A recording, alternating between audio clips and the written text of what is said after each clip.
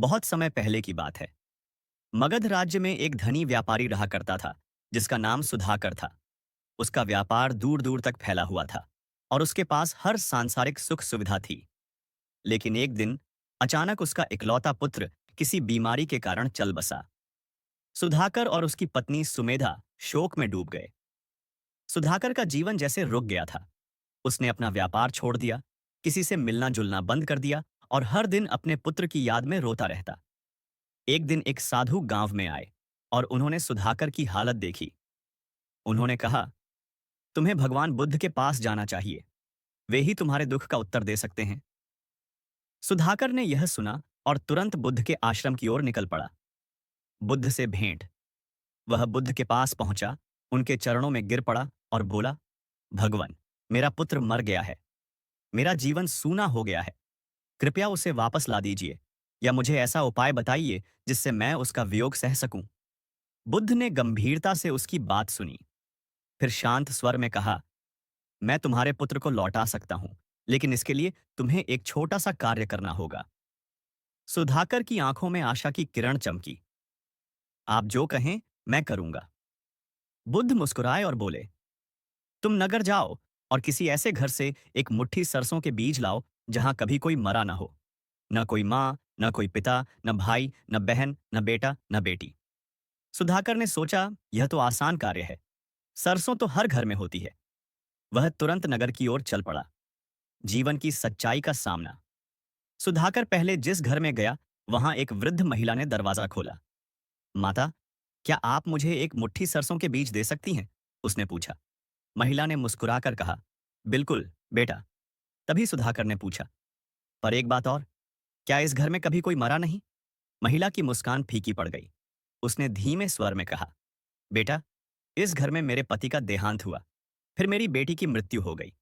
अब मैं अकेली हूं। सुधाकर ने धन्यवाद कहा और अगला घर तलाशने निकल पड़ा। दूसरे घर में एक नौजवान मिला। सुधाकर ने वही प्रश्न दोहराया। सरसों तो है, युवक बोला, लेकिन मेरे पिता पिछले साल चल बसे। तीसरे घर में एक विधवा मिली, जिसने बताया कि उसके 3 बच्चे बीमारी से मर चुके हैं। इस तरह सुधाकर घर घर घूमता गया। हर बार उसे सरसों के बीज तो मिल जाते, लेकिन ऐसा एक भी घर नहीं मिला जहां मृत्यु न आई हो। दिन बीत गए। सूरज की किरणें तेज होने लगीं और सुधाकर थककर एक पेड़ के नीचे बैठ गया। उसकी आंखें अब आंसू नहीं, बल्कि समझ से भरी हुई थीं। सत्य का उदय। उसे एहसास हुआ कि मृत्यु जीवन का हिस्सा है। कोई भी इससे नहीं बचा है। उसका दुख अकेला नहीं था, बल्कि हर व्यक्ति अपने अपने रूप में इस पीड़ा को झेल रहा है। वह बुद्ध के पास लौटा, पर अब उसके चेहरे पर वैसा शोक नहीं था। बुद्ध ने पूछा, क्या तुम सरसों के बीज लाए? सुधाकर ने सिर झुकाकर कहा, नहीं प्रभु, मुझे ऐसा कोई घर नहीं मिला जहां मृत्यु न आई हो। अब मुझे समझ में आ गया कि यह पीड़ा केवल मेरी नहीं है।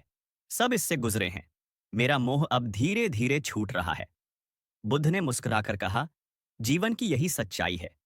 जन्म, वृद्धावस्था, रोग और मृत्यु, ये जीवन के अविचल सत्य हैं।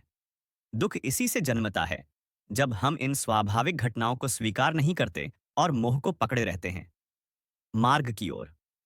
सुधाकर बुद्ध के शरण में आ गया। उसने संसारिक मोह त्याग कर भिक्षु बनने का निर्णय लिया।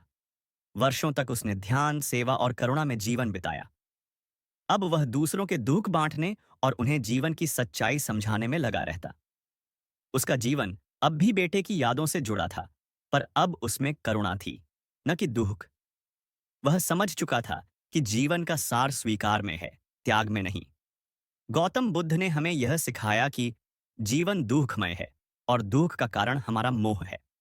जब तक हम मेरा और मैं के चक्र में फंसे रहेंगे, दुख से मुक्ति नहीं मिलेगी।